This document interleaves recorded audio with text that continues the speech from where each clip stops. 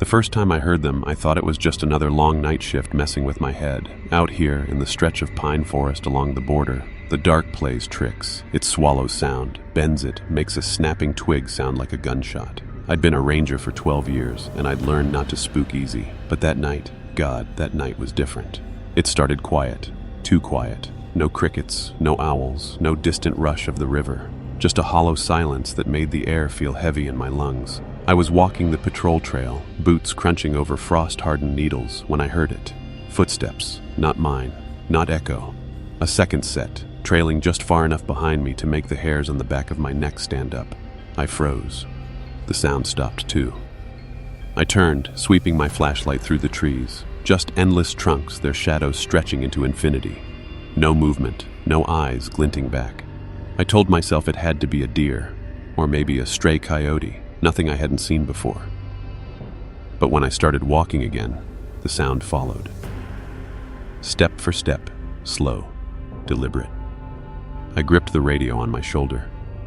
Unit 12, checking in. Anyone else out on Sector 4 tonight? My voice came out steadier than I felt. Static, then silence. I walked faster. The steps behind me matched my pace, never closer, never farther. My pulse hammered in my throat and sweat ran cold down my spine despite the winter air. Finally, I broke into a jog. My breath clouded in the beam of my light, my boots thudding against the earth. For a moment, I thought I'd lost it. The sound was gone, swallowed into the black trees. Relief nearly made me laugh.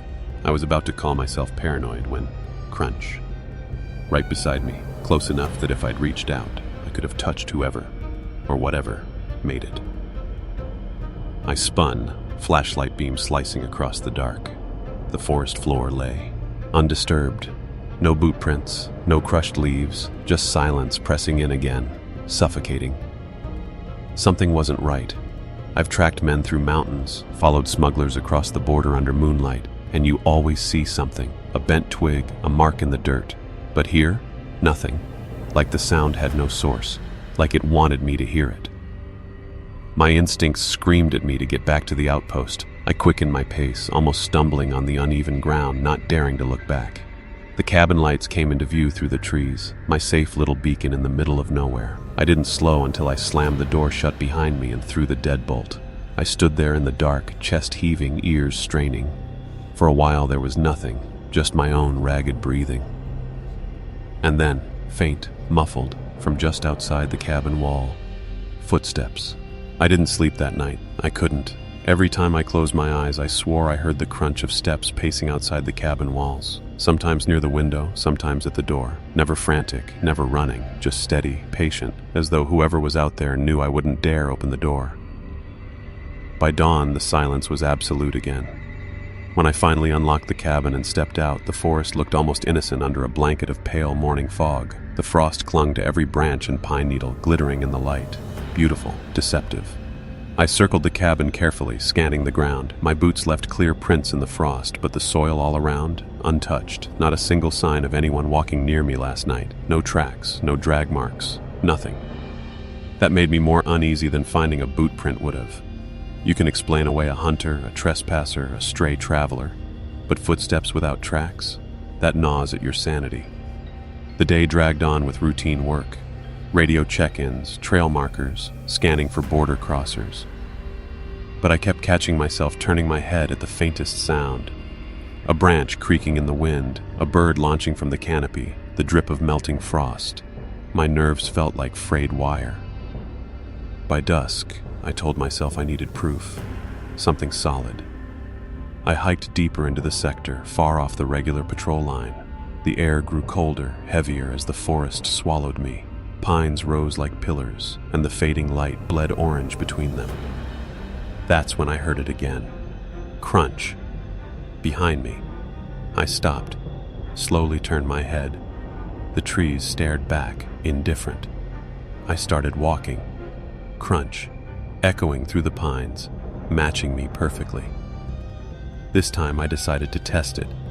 I stepped left, suddenly, sliding between two thick trunks.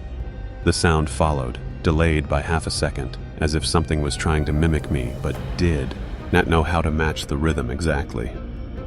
My skin prickled. I gripped the handle of my sidearm but didn't draw it. Instead, I crouched, pressing one knee into the frozen dirt. I waited. The silence stretched. Just when I thought maybe I'd imagined it, crunch, directly in front of me. I whipped my flashlight on and aimed it at the trees ahead. The beam carved a tunnel through the fog, illuminating only the endless grid of trunks. Nothing moved. Nothing shifted. But I knew it was there. "Who's out there?" My voice cracked against the silence. "You better identify yourself." No answer, only the faint whistle of wind through the branches.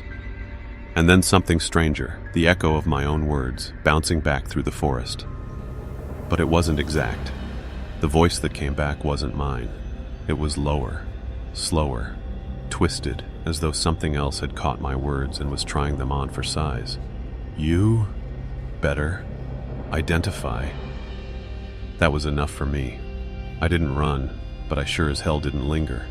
I backed away, flashlight jerking from trunk to trunk, until the cabin lights shimmered through the fog once again. The footsteps followed all the way back. The radio's supposed to be our lifeline out here. No matter how far into the forest you wander, that static, crackled voice is the reminder you're not alone. But that night, the radio became something else. Something I wish I could forget. I was sitting in the cabin, the stove spitting weak heat into the room, when the static flared. At first, I thought it was just another check-in from the outpost. I reached for the handset, ready to answer, but what I heard made my hand freeze. It wasn't a call sign. It wasn't Ranger Alvarez or Morris or any of the other guys pulling shifts this week. It was a voice whispering my name. Daniel. The sound was broken, distorted, as though it had been dragged through static and gravel. My chest tightened. I hadn't told anyone I'd be working this far north tonight. Nobody should even know my exact position. I pressed the button, trying to steady my breath. Unit 12 here. Who is this? Identify. Static. Then, like a hiss, carried on a long exhale. Behind you. I whipped around, flashlight beam cutting across the cabin. Nothing. Just shadows stretching across the log walls. My heart hammered so loud I swore it would drown out the static. I snatched the radio again. "This isn't funny. Identify yourself." The response was laughter, low, drawn out, brittle, like branches snapping in the cold. Then silence. I sat frozen for what felt like hours, staring at the radio, waiting for another voice. Nothing came. Finally, I set it down, but I couldn't bring myself to switch it off. Part of me needed to know if it spoke again. The night dragged on. At some point, exhaustion pulled me under, though the sleep was shallow and restless. I woke near dawn to the faint crackle of the radio again. Daniel. Only this time, it wasn't a whisper. It was clear, stronger, a man's voice, but wrong somehow, like it belonged to someone who had forgotten how to speak. I didn't respond. I just sat there, clutching the blanket, staring at the handset like it might bite me. The voice continued. "The trees remember you." And then, after a long pause that stretched until my teeth hurt from clenching them, "They're coming closer." My stomach twisted into knots. I grabbed the handset, thumb hovering over the button, but the words wouldn't come. I couldn't make myself speak. When I finally built the courage to press down, the forest outside answered before I could. Crunch. Footsteps. Slow. Steady. Circling the cabin again. I stayed locked inside until sunrise, every muscle trembling, and when I finally dared step out, I saw something that nearly made me drop the radio from my hand. On the cabin wall, carved deep into the wood, were 3 words. "We hear you." After 3 nights of footsteps and whispers, my nerves were shredded raw. I knew I couldn't keep pretending this was nothing. Rangers aren't supposed to rattle easily. We're trained to stay sharp, rational, but whatever stalked me in those woods didn't follow rules I understood. That morning, I left the safety of my own cabin and headed deeper into the northern trail. The fog was thick, clinging low like smoke, and the cold bit into my cheeks with every step. My compass needle jittered strangely, trembling like it wanted to break free. I told myself I was just running a sweep, just covering ground that had gone unmonitored too long. But the truth, I was hunting for answers. 2 miles in, I saw it, a roof peeking through the trees where no structure should have been. I froze, scanning the map in my hand. Nothing was marked here. No old ranger post, no hunter's shack, nothing. But as the mist shifted, the outline of a small cabin emerged, tucked between thick pines. The door hung crooked on rusted hinges. The windows were black, empty sockets staring back at me. My gut told me to turn around, but I forced myself forward, every step crunching on frost. Inside, the air was damp, stinking of rot and something sour, like wet leather. My flashlight beam slid across peeling wallpaper, broken furniture, and a collapsed cot in the corner. Dust clung to everything. This place had been abandoned for decades, yet I could feel warmth still lingering, as though someone had only just left. On the far wall, words were carved deep into the wood, not scratched, not hurried, carved with care. Don't listen to them. I swallowed hard, throat dry. Them. Who the hell were they? The floor creaked behind me. I spun, light trembling in my grip. Nothing, just dust motes swirling, but my heartbeat thundered in my ears as I scanned the shadows. A corner shelf had collapsed under the way. Gad of old papers. I crouched, sifting through the yellowed scraps, hands shaking. Most were water-damaged, illegible, but one stood out, an old ranger log, its cover warped but intact. The first page was dated 1967. A ranger named Crowley, his handwriting slanted, urgent. Night patrols disrupted. Something follows. Not animals, not men. Sounds like both. The others don't believe me. Page after page, the same patterns. Footsteps at night, voices in the static, warnings scratched into trees. And then, near the end, they want me to open the door. God help me, I think I will. The final page was torn out. I shoved the log into my pack, my breath fogging in the stale air. That's when I heard it again. Footsteps, slow and heavy, circling just outside the cabin. I backed toward the broken door, light locked on the dark window. The steps stopped. For a moment, silence pressed against the cabin like a held breath. Then, clear as day, a voice whispered through the cracks in the wall. Welcome back. By the time I stumbled back to my cabin, night had already swallowed the forest. My hand still trembled from the words etched in that abandoned shack. Don't listen to them. But the echo of the whisper I'd heard there was worse. Welcome back. As if whatever haunted those woods knew me, as if it had been waiting. I lit the stove immediately, piling on more wood than I usually dared. The fire roared until shadows danced wildly against the log walls. I sat close, rifle across my lap, radio crackling faintly on the table beside me. For a while, the warmth and the light offered comfort, enough that I thought maybe, just maybe, I'd sleep. I closed my eyes, listening to the fire pop and hiss. My body begged for rest. Then came the sound. Crunch. Outside. Slow. Steady. Pacing. I gritted my teeth. My chest rose and fell with shallow, angry breaths. Fear I could handle.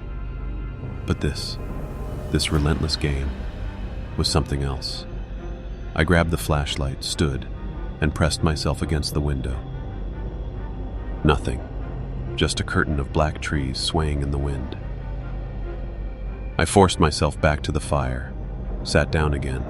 The glow flickered, snapping against the stone hearth. I told myself to ignore the sound, to let it circle until dawn, but then the fire hissed, and with no draft, no gust of wind, it suddenly dimmed. The cabin plunged into half-light, shadows stretching taller, darker. The footsteps grew louder, closer, almost playful, as if circling wasn't enough anymore. I stood again, rifle gripped tight, sweat slicking my palms despite the chill. "You want me?" I shouted, my voice cracked, desperate. "Then show yourself!" The footsteps stopped. The silence was worse. I turned back to the fire, willing it to flare again, to push back the dark. That's when I saw it. Not in the room. No, in the shadows. At first it was just a shape, a darker patch among the wavering light. But then it moved, slow, stretching taller than a man, its outline wrong, bending like smoke. Its edges rippled as though it wasn't fully solid. I stumbled back, flashlight trembling in my hand. The beam cut through the corner where the shadow had stood. Empty. Nothing there. But when the light flicked away, the shape returned. It wasn't outside. It wasn't inside.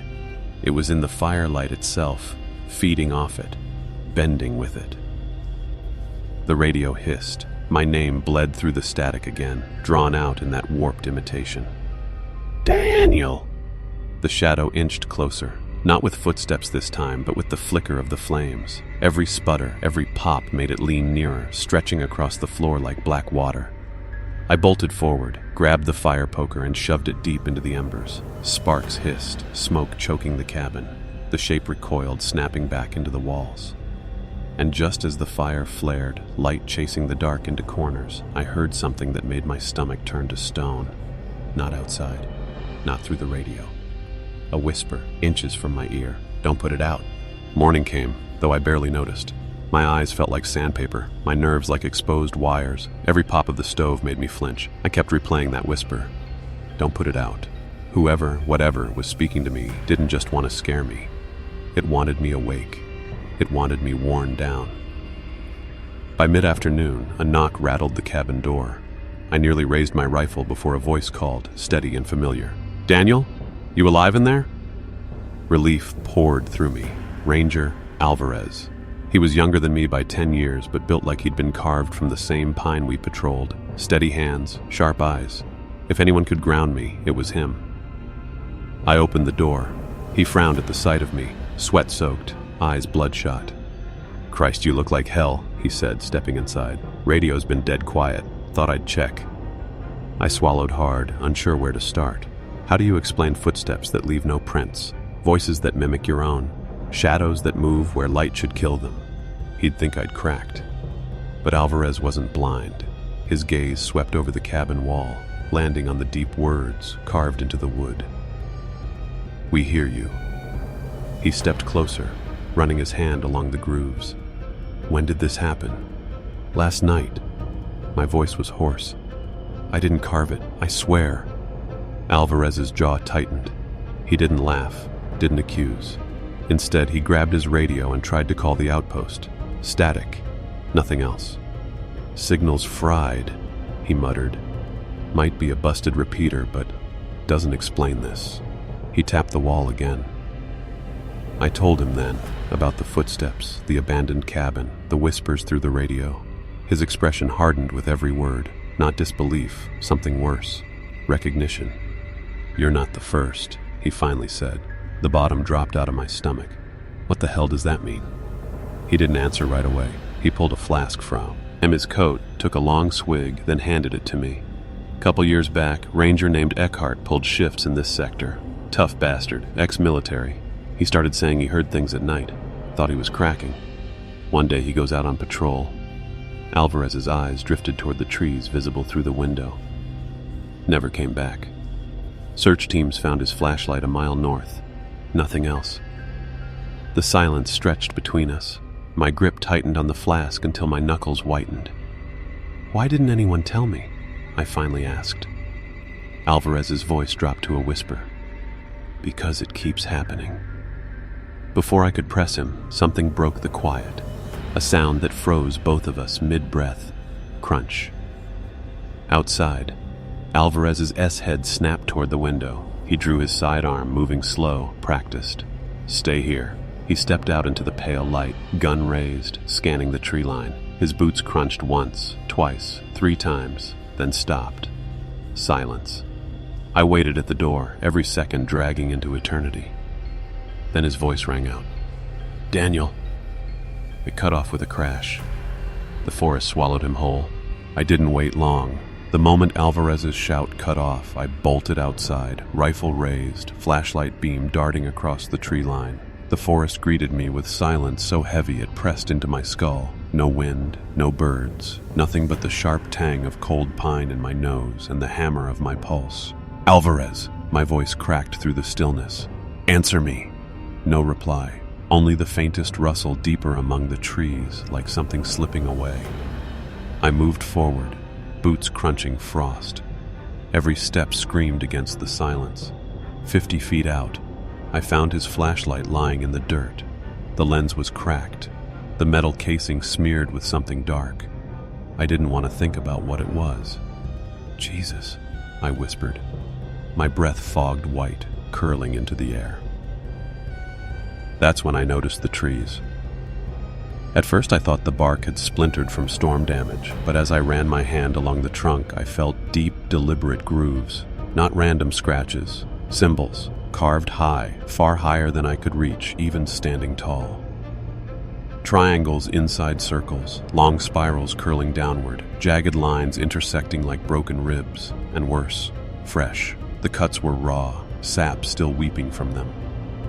I swept the flashlight beam to the next tree, more symbols, and the next, and the next. Every trunk in a wide circle had been scored with the same marks, enclosing the clearing like a cage. Something moved in the corner of my vision. I whipped the beam across the trees, heart slamming. For a split second, I thought I saw Alvarez, shoulders broad, head tilted toward me. Relief surged until I realized his outline was wrong, stretched, twisted like he was leaning at an angle no human could hold. The beam stuttered over branches, and by the time I blinked, the shape was gone. "Alvarez!" I shouted again, desperation cracking my throat. The forest answered with footsteps, not one set to his time, many. Closing in, crunching on frost and leaves, circling like wolves. My light swung wildly, but the shadows danced too fast, bending, slipping between the trees just out of sight.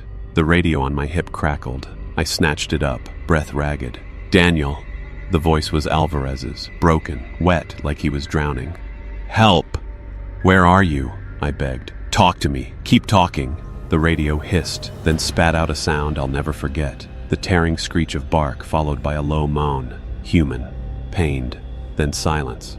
I backed away, chest tight, legs trembling, until my boots caught on a root. I fell hard, flashlight skittering across the dirt. Its beam cut across another trunk, and I froze. This symbol was different. A spiral with a line slashed straight through it. At the center, in fresh blood, was a palm print.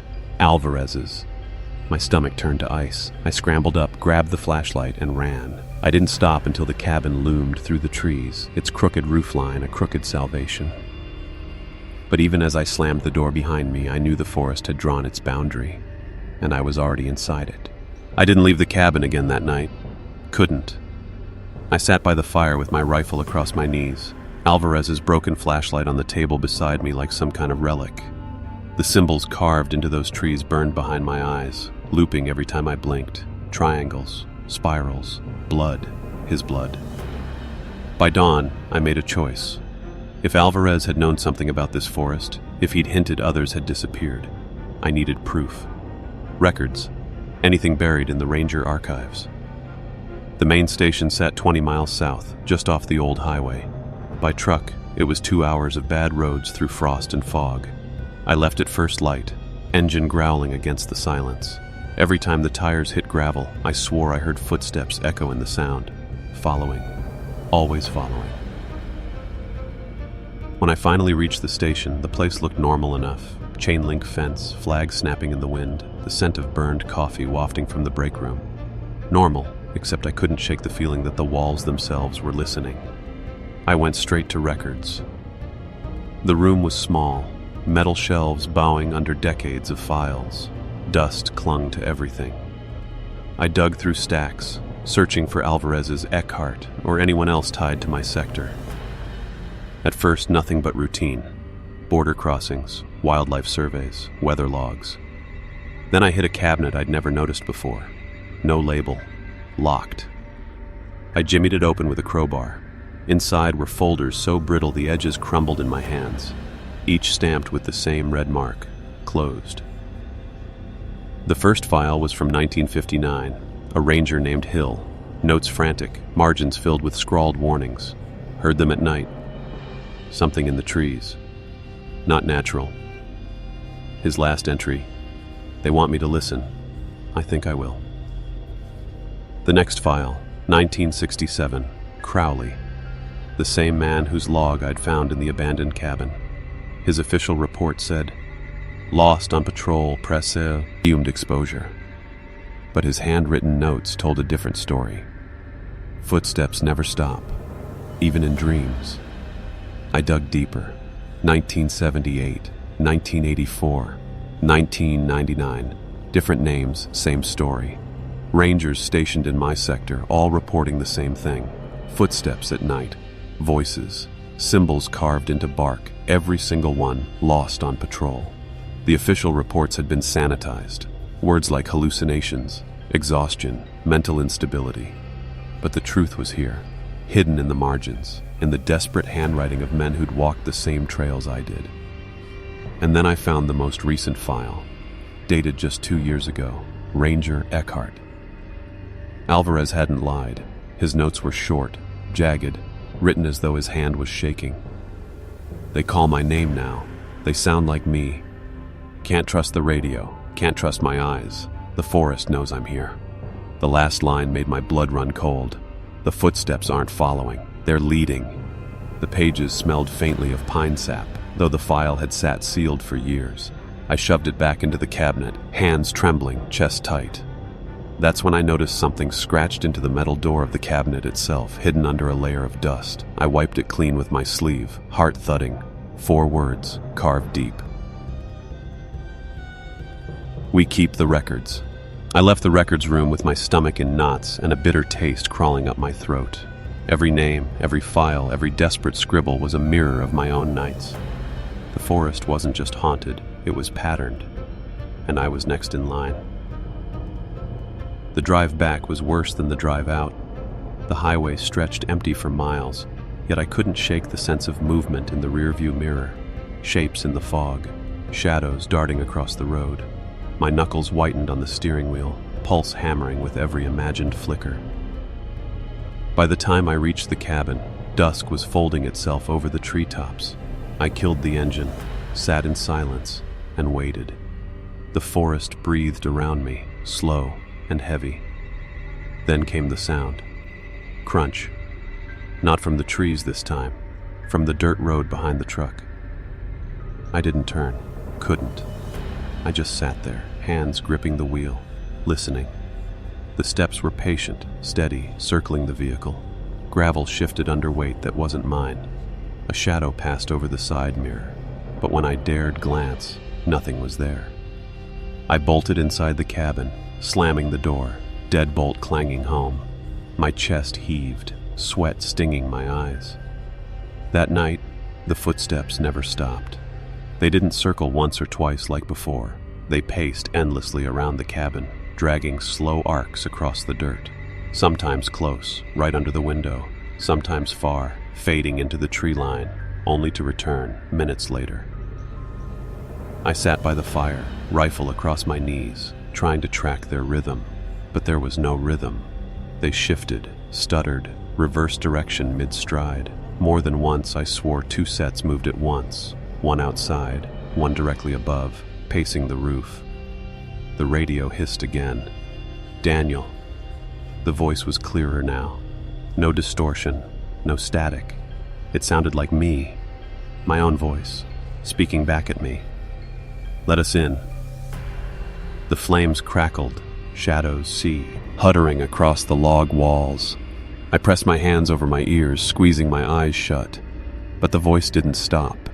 It seeped through my palms, through bone and blood, until I swore it was inside my skull.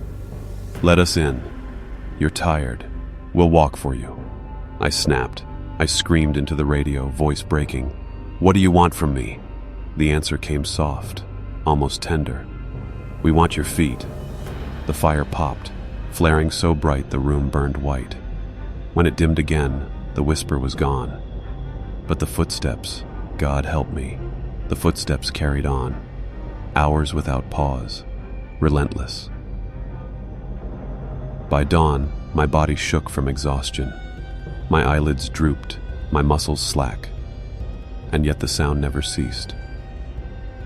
I realized something then. The records, the missing rangers, the warnings carved in wood. It wasn't that the footsteps followed them until they broke.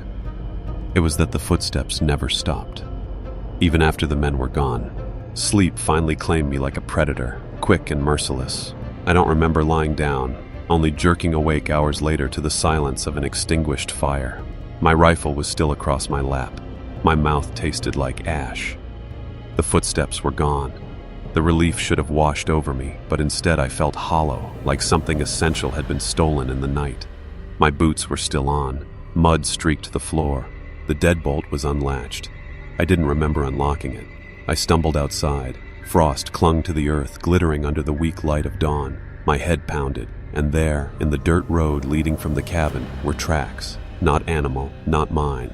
Bare human feet, dozens of them, pressed into the cold soil. Some small, some long and narrow, all trailing into the trees. The prints weren't old. They were fresh, edges sharp in the morning chill. I should have called it in. Should have gotten in my truck and driven until the forest was a smear behind me. But my legs carried me instead, step for step, down the trail of prints. They led me north, through stands of pine and stretches of brittle grass, until I reached the river.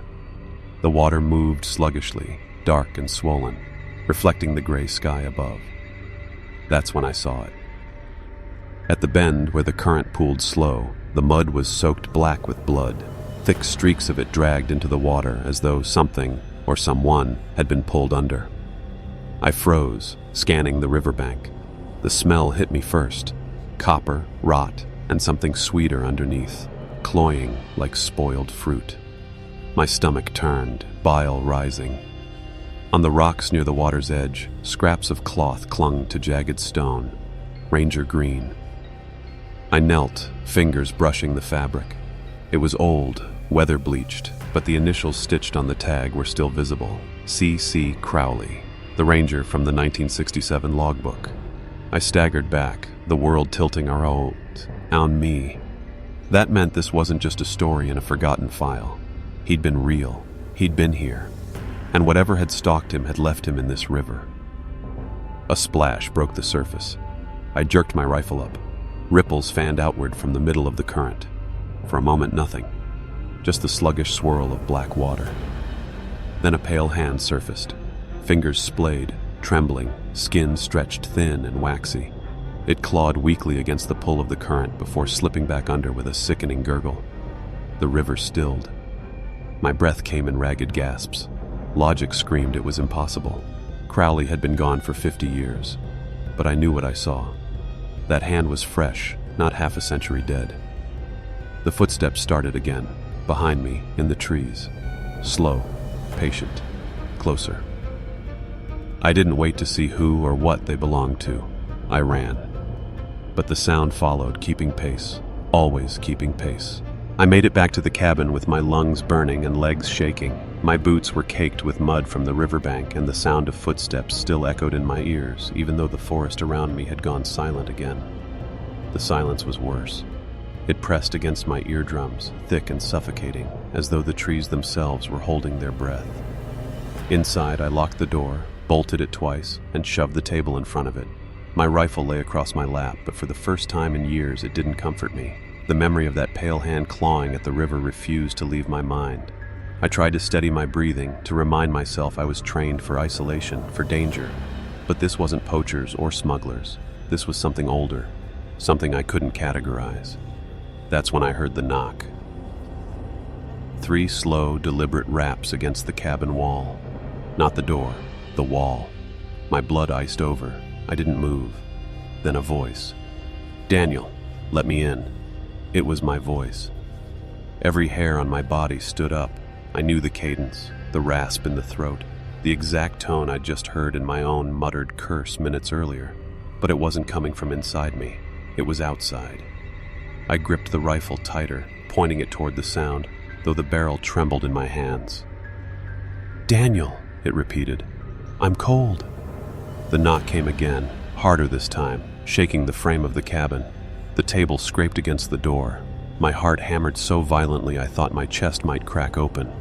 I forced myself to speak. "Who are you?" My voice cracked. The answer came immediately, flat, as though it had been rehearsed. "I am you." The words slithered under my skin. My knees weakened and I fought the urge to bolt. I wanted to run, but I knew if I opened that door, I wouldn't be the one walking away. The knocking shifted, moving along the cabin wall, slow and dragging. Whatever it was circled me, tapping as it went. Then silence. I waited, holding my breath until my chest ached. Slowly, I crept to the window and peered out. At first, I saw only trees, mist curling low across the ground. Then I froze. There, just beyond the tree line, stood a figure. It was me. Same uniform, same boots, same tired face, but its eyes were wrong, solid black, reflecting nothing. It tilted its head as though curious, then raised a hand and waved slowly, mockingly. My stomach lurched. The thing smiled, a warped, too-wide grin stretching across my own features. Before I could react, it stepped backward into the fog and dissolved, vanishing into the forest as though it had never been there. I stayed rooted to the floor, rifle clutched to my chest, until the dawn light broke through the window. Even then, I didn't sleep. Because I knew something undeniable now. The footsteps weren't following me. They were becoming me. The forest at dawn was supposed to be calming. Birds starting their morning calls, dew steaming off pine needles, the world waking up fresh. But when I stepped outside the cabin that morning, rifle in hand, it was wrong. Too quiet. The birds weren't singing, no insects droned. Even the wind seemed to hold itself still between the trunks. I scanned the tree line, sweat already prickling beneath my collar despite the chill. My double, whatever I'd seen the night before, was nowhere in sight. Still, the air carried something else. A hum, low and rhythmic, just at the edge of hearing. At first I thought it was the blood pounding in my ears, the leftover adrenaline from the night. But when I tilted my head, I realized it was coming from the trees. I gritted my teeth, gripping the rifle tighter, and stepped forward. Every snap of a twig under my boots made me flinch. The deeper I walked into the forest, the clearer the sound became. It wasn't humming, it was whispering. Dozens of voices layered together like dry leaves rustling, overlapping, never quite in unison. They weren't speaking English, or maybe they were, but twisted into something unrecognizable. The cadence was wrong, too fast, too guttural. I crouched low beside a cedar and listened harder. My heart sank as I picked out a word. Daniel. They knew my name. The whispers rose and fell, circling me, though nothing moved between the trees. My training told me to retreat, to head back to the safety of the cabin, but something in the tone, mocking, beckoning, forced me to stay rooted. Then, clear as glass breaking, a voice rang out above the others. "Help me!" It was Sarah, my sister's voice. Every muscle in my body locked. Sarah had died 5 years ago in a car accident, and yet the voice was hers, same pitch, same urgency.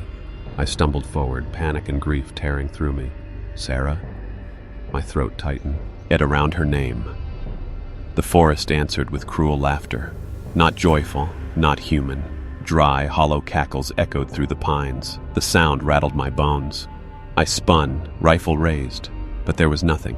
Only the shadows between trunks, shifting as though the forest itself was breathing. Then, movement. Something darted behind a tree. Too fast for me to catch more than a glimpse, but I saw the outline. Broad shoulders. Familiar gait. It was me. Again. Rage cut through my fear. "Show yourself!" I shouted, my voice trembling. The whispers stopped. The silence that followed was worse than the noise. I could feel the weight of unseen eyes pressing against me, watching from every angle. And then, from behind me, my own voice whispered, "You shouldn't have followed." The breath was hot against my ear. I spun and fired, the rifle's report shattering the silence, birds erupting from the trees in terrified flight. My shot hit nothing but bark, splinters raining down.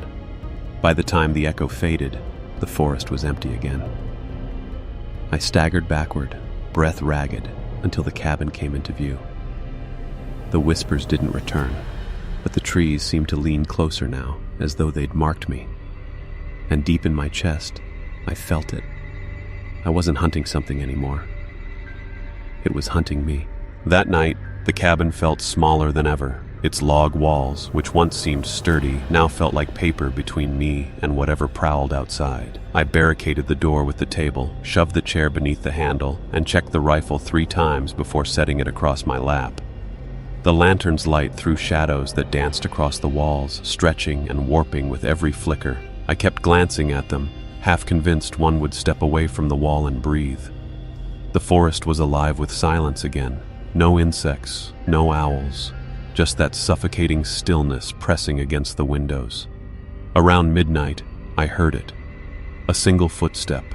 Not the shuffle of an animal in the underbrush, not the wind knocking something loose. An actual deliberate step, slow, heavy, crunching the forest floor.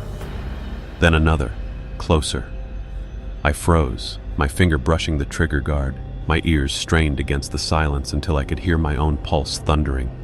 The footsteps circled the cabin, dragging in the dirt, deliberate as if the thing wanted me to know it was there. I stood and backed toward the far wall, rifle raised at the door. The wood creaked beneath my boots, each sound betraying me. My breath fogged in the lantern light. Then a voice, low, mocking. "Daniel." I nearly dropped the rifle. It wasn't Sarah's voice this time. It was mine, my own voice calling my name from just beyond the wall. "Daniel," it whispered again, but stretched, distorted. The voice wasn't just outside. It was inside the walls themselves.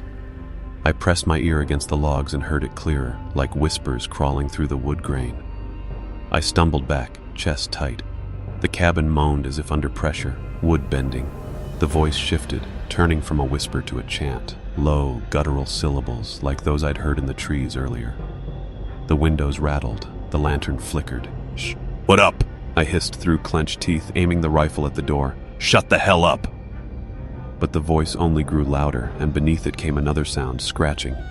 Fingernails or claws dragging across the wood, circling me from all sides. My skin crawled at the thought of something tracing my outline from outside, measuring the weak points. I fired a shot through the window. The blast shattered glass, the echo rolling through the forest. For a moment, silence. Smoke curled around me, acrid in my nose. Then, knocking. 3 slow knocks on the door. Not pounding, not breaking in, just knocking, like a polite visitor. "Let me in," my own voice called sweetly from outside. The hair on my arm stood straight. My legs shook as I whispered back, "You're not me." The reply came instantly, chilling. "Not yet." The knock stopped. The silence returned, thicker than ever. I didn't sleep. I sat there with the rifle, lantern sputtering, until the faint glow of dawn bled through the broken window. When I finally dared to look outside, the dirt around the cabin was marked. Footprints, deep, human, and every single one of them matched the size of my own boots. Morning light revealed things I wish I'd never seen. The footprints around the cabin weren't random. They formed a circle, a perfect ring of steps around my shelter, as though something had stalked me all night, pacing in ritual precision. I crouched low, brushing the prints with my fingers. The soil was damp, pressed deep, unmistakably human.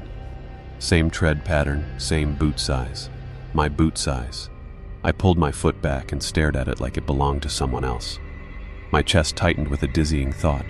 If those tracks were mine, then who the hell had been wearing them? The forest had changed too. Not just in silence, but in smell. The air carried a sharp metallic tang, like blood mixed with damp moss. Every breath tasted wrong, tainted. I forced myself to follow the tracks. They spiraled outward, then veered sharply toward the trees. The first dozen steps mirrored mine perfectly. Then, little by little, they warped, toes dragging, heels sinking too deep, stride lengths shifting unnaturally wide. By the time they vanished into the forest, the prints looked wrong. No longer human, but something stretched beyond its design. I stopped at the tree line. The woods loomed darker than they should under daylight. The branches seemed to knot themselves into a cage above, sealing off the sky. Every instinct screamed not to follow, yet my job, my duty, was to track. Border Patrol had trained me to pursue signs until there was nothing left. So I went in. The forest swallowed me fast. The ground muffled beneath thick moss. My breath came shallow, ears straining for the slightest sound. That's when I noticed it, the absence of my echo. Normally, sounds bounced in these woods, rifle clacks, even footsteps. But here, my movements died instantly, absorbed into the trees. Something was listening. I came across a mark carved into a birch trunk, a symbol, jagged lines twisting us, onto a spiral, intersected by a cross. The grooves were fresh, sap still bleeding down the bark. My stomach dropped because I'd seen that shape before, in my notebook, the one where I'd drawn sketches of things Sarah described from her visions. I never remembered drawing it, but there it was, an exact match. The forest pressed in closer. My skin itched, prickled by invisible eyes. Then, faintly, I heard it again. Footsteps. Not behind me, not ahead. Directly to my left, pacing in rhythm with mine. When I stopped, they stopped. When I stepped again, they resumed, always just out of sight. My throat dried. "Who's there?" No reply, just a soft chuckle, low, strained, as though my own voice was trying to laugh. I raised the rifle, finger taut on the trigger. The sound stopped. I spun in circles, scanning the undergrowth. Nothing. Then, from the ground at my feet, a whisper, a breath rising from the soil itself. "You can't run from yourself, Daniel." I stumbled back, nearly tripping over a root. My boot landed directly into one of the warped prints. Perfect fit. The forest around me seemed to shiver, as though the trees were leaning closer, and in that moment I realized with a hollow certainty, whatever was stalking me wasn't imitating me. It was becoming me. I stayed frozen in that warped footprint, rifle trembling in my hands. The silence was worse than the footsteps had been. My own ragged breathing filled the woods, shallow and frantic, like prey cornered by a predator it couldn't see. Then the trees began to murmur. At first it was just wind, a low hiss through the branches, but the rhythm was wrong, too steady, too deliberate. It didn't sound like air moving through leaves. It sounded like voices, dozens of them, maybe hundreds, whispers laced together, overlapping, as if the entire forest had taken breath to speak. "Daniel." My name threaded through the susurrus, clear, close. I whipped around, pressing my back against the marked birch. The spiral carved there seemed to pulse faintly, like the symbol itself was breathing. Sap trickled down in thin rivulets, sticky and dark as old blood. "Stop it," I hissed, more to myself than the voices. My words vanished instantly, swallowed by the trees. The whispers thickened. They slid through my ears, worming into my skull. Fragments of sentences bled together. "Come deeper. It's waiting. You already know." I clamped my palms over my ears, but the sound was inside me now. Not just external. It vibrated against my bones. My legs buckled. The forest floor rose to meet me, cold, damp moss soaking through my pants. That's when I saw them. Faces in the bark. Not clear at first, just vague impressions. Knots of wood shaped into hollow eyes, slashes of grain forming mouths. The longer I stared, the sharper they became. Dozens of eyes staring back at me from the trunks, mouths stretched wide, whispering without sound. I scrambled to my feet, heart jackhammering. No, this isn't real. But the faces shifted as I moved, following me, watching. Some of them looked eerily familiar. One resembled my father, jaw square, eyes sunken from years of hard labor. Another bore Sarah's napia, row cheekbones, lips parted in silent warning. My breath caught. "Sarah?" I whispered. The mouth on the tree stretched wider, splitting the bark until sap oozed like drool. Then faintly, the tree mouthed the words, "Behind you." Every muscle in my body seized. I turned. A figure stood less than 10 feet away, half hidden in the underbrush. It wore my uniform, my boots. Even the rifle slung over its shoulder looked identical, but its face, God, its face was stretched wrong, skin too tight, features warped like melted wax, and yet beneath the distortion, I recognized myself. It smiled. The voices in the trees rose in pitch, a frantic chorus. "He's already inside. He's already inside." I raised my weapon, finger trembling on the trigger. The doppelganger tilted its head, mirroring my stance perfectly, as though we were reflections on opposite sides of a cracked mirror. For a heartbeat, neither of us moved. The forest held its breath. Then it took a step toward me, boot sinking neatly into one of the warped prints in the soil, and the whispers fell silent. The thing that looked like me took another step forward, the weight of its boot pressing into the soft soil. The sound was too deliberate, too loud in the suffocating silence, like it wanted me to hear it, to feel it. "Stop," I rasped, raising the rifle higher. My arms shook, though not entirely from fear. There was something else. A strange heaviness settling in my chest, like gravity itself had thickened. My body wanted to sag toward the earth. The doppelganger didn't stop. It cocked its head again, eyes glistening as though they were too wet, too reflective. The warped skin stretched across its face like melted wax cooling in the wrong shape. The smile widened, the lips pulling back too far, exposing teeth that were my teeth. Every crack and imperfection, identical. "I said stop!" I shouted. My voice cracked in the cold air, swallowed instantly by the waiting trees. It raised its rifle in perfect unison with me. My rifle.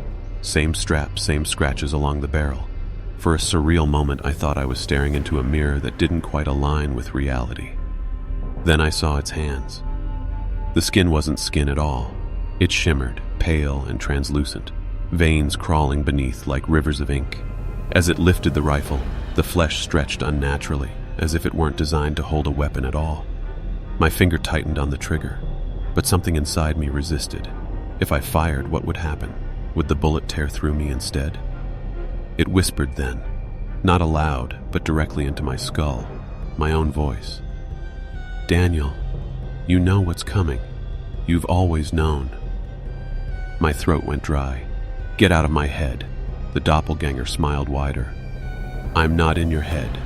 I am your head." The forest seemed to close in. The faces in the bark leaned closer, their mouths open in silent gasps. The carved spiral on the birch beside me throbbed faintly, almost glowing, as if feet eating off this confrontation. I staggered back a step, and the thing mirrored me. Same hesitation, same breathless pause, but its delay was half a second behind mine, like a recording struggling to catch up. That crack in the imitation gave me the courage I needed. I leveled the rifle squarely at its chest. Last warning. Its face convulsed, melting and reforming, as if it couldn't hold the shape anymore. For a split second, it wore my father's face, then Sarah's, then back to mine, the skin shuddering like a curtain in the wind. "Shoot," it whispered. "Prove you're real." The world seemed to narrow until all that existed was the trigger under my finger and the grotesque reflection of myself standing in the dark. I squeezed. The gunfire exploded through the night, deafening, sending birds shrieking from the canopy. My rifle bucked hard against my shoulder. When the smoke cleared, the thing was gone. But the footprint it left behind remained, and it was still warm. I didn't wait to see if it would return. My instincts screamed at me to move, and for once I didn't resist. I bolted through the trees, branches clawing at my face, my lungs burning from the cold night air. Every step felt like I was being chased, though I didn't hear pursuit. That silence was worse than if it had been right behind me. The patrol shack sat on the ridge like a half-forgotten relic. A squat wooden cabin, more storage than shelter, with one flickering floodlight nailed above the door. I stumbled up the steps and slammed inside, locking the door behind me with trembling hands. The shack smelled of oil, damp wood, and dust. The single window was so caked in grime it turned the outside into a warped blur. Inside, a rusty desk sat under the weak beam of a lantern I managed to light. The flame gave off a trembling glow, filling the small room with wavering shadows. For the first time since the encounter, I caught sight of myself in the cracked mirror nailed to the wall. My reflection was pale, wide-eyed, streaked with mud and scratches. For a moment, I just stared, half expecting the reflection to smile back on its own. It didn't, not yet. I sat at the desk and tried to steady my breathing. My rifle leaned against the wall within arm's reach. The radio sat on the desk, battered but still functional. I twisted the dial, praying for a voice, any sign of someone else awake out here. Static. "Ranger Station, this is Daniel Ward," I said, my voice shaking despite my effort to sound steady. "Do you copy? Over." The only response was a hiss of white noise. I repeated the call 3 times before giving up. The storm from earlier must have knocked the signal out, or maybe the forest itself was swallowing it like everything else. I rubbed my face and tried to focus. What had I seen out there? Was it me? Something wearing me? Or worse, was it what I was becoming? My thoughts broke when I heard it again. Footsteps. Not outside. Inside. Slow, deliberate, heel to toe. But I could see the entire room. Nobody was there. I froze, listening. The steps circled me, close, impossibly close, brushing against my ears like whispers. My skin prickled, every hair standing on end. Then came the voice, mine again. You can't hide from yourself. The lantern flickered violently. The mirror rattled on the wall, and I turned toward it with dread pooling in my stomach. My reflection had changed. It was smiling, wide, wet eyes gleaming, its lips moving without sound. Then words crawled out from the glass, muffled but clear enough. Open the door. The lock rattled behind me. I didn't touch it. The lock rattled again. Louder this time, metal scraping against metal as though invisible hands were prying at it. I pressed my back to the door, every muscle in my body rigid. My heartbeat thundered so loud I half believed it might drown out the sound, but it didn't. The voice came again, threading through the wood like smoke. Daniel, open the door. It was mine, yet not. A warped, patient echo, the way my voice might sound if I'd lived too long in the dark. I clutched the rifle, lifting it toward the door, though I knew bullets wouldn't matter against whatever this was. The lantern sputtered, shadows jerking around the room. The mirror across the wall trembled. My reflection, still grinning, lifted a hand and pressed it against the glass. Its palm left a smear of condensation on the inside, as though there really was breath fogging it. I forced myself to speak. You're not real. The reflection tilted its head, lips curling wider. Neither are you. A sharp crack split the silence. The window. A long fissure streaked across the filthy pane like something outside had tapped it with a nail. Dust shook loose from the ceiling. The footsteps started again, circling closer, louder than before. I snapped. The fear that had gripped me all night twisted into rage. I slammed the rifle butt into the mirror, shattering it into jagged shards. The reflection broke apart into 100 grinning fragments. The lantern flickered so hard it nearly went out. The footsteps stopped. For a moment, the silence was absolute. I almost convinced myself it was over, until the shards began to shift. They trembled, then one by one slid across the desk like magnets pulling them into shape. The pieces rearranged themselves on the wood, forming a mosaic of my face. Except now the grin stretched wider than before, teeth sharp, eyes hollow. Closer now, it whispered. The lock snapped. The ease. A dober creaked open an inch, then another. Cold air rushed in, carrying the scent of wet soil and something coppery, like fresh blood. I jammed my boot against the bottom of the door, straining to force it shut again. The wood groaned under pressure from the other side. Something heavy was pushing. I fired through the crack. The muzzle flash lit the shack like lightning. The sound was deafening in the small room, echoing back at me like a scream. The pressure stopped. The door fell still. Smoke curled from the rifle barrel. My ears rang, drowning out everything else. I stood there shaking, waiting for the next push. None came. I slammed the lock back into place, then shoved the desk against the door for good measure. But the silence that followed wasn't relief. It was worse. The air felt charged, as though the forest itself was holding its breath. And in that silence, one thought kept pulsing in my mind, unshakable. I hadn't scared it off. I'd only made it angry. The forest was no longer outside the shack. It was inside me. I could feel it in my chest, crawling under my skin, whispering through my veins. Every creak of the wood, every groan of the lock seemed synced with my own heartbeat, as though the cabin itself had become an extension of my body. I tried to steady my breathing, but the silence was suffocating. It pressed down like a weight, too heavy, too deliberate. The kind of silence that waits, watches, hungers. The lantern dimmed, its flame reduced to a trembling blue core. Shadows lengthened in strange, impossible directions. When I blinked, they shifted, rearranging themselves into the outlines of bodies. Tall, crooked figures with limbs that bent wrong gathered at the corners of the shack, watching, always watching. A knock came, not at the door, but from beneath the floor. 3 sharp raps, like knuckles on wood. I froze. My grip on the rifle tightened until my knuckles cracked. Another knock followed, this time from the ceiling, as if something crawled above me, dragging nails across the planks. Dust rained down. Then the voice returned. Not from outside, not from the mirror shards still trembling on the desk. It came from everywhere, from the walls themselves, from the hollow spaces in my chest. Daniel, Step outside. My name echoed like a command, vibrating in my bones. My body wanted to obey, even as my mind screamed to resist. I forced myself back into the chair, gripping the rifle like a lifeline. "No," I whispered. "You don't get me. You don't—" A thunderous crack cut me off. The door, swollen with dampness and fear, split down the middle. The desk shuddered against it, but something shoved harder from the other side. Fingers, long, pale, too many of them, slipped through the gap, curling inward. I fired again. The blast blew splinters across the room, but the hand didn't recoil. It only pushed hard, her claws scraping against the desk. Then the lantern went out. Darkness consumed everything. Not natural darkness, but something thicker, almost physical, wrapping itself around me. I couldn't see my own hands. I couldn't see the rifle. I couldn't even see the pale fingers anymore, but I could feel them. Cold brushed against my cheek. Breath tickled my ear. My heartbeat pounded in the blackness, frantic, rabbit fast. "Daniel," the voice hissed, softer now, intimate. "You're already ours. The forest wants you." I stumbled back, crashing into the wall. The rifle slipped from my grip. My boot caught on something. The shards of the mirror. They cut deep, biting into my skin, but the pain was almost grounding.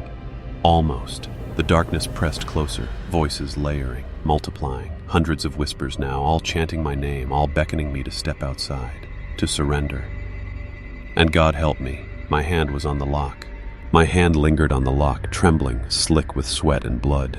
The whispers didn't stop. They thickened, wrapping around me like smoke, pressing in with 1,000 hungry voices.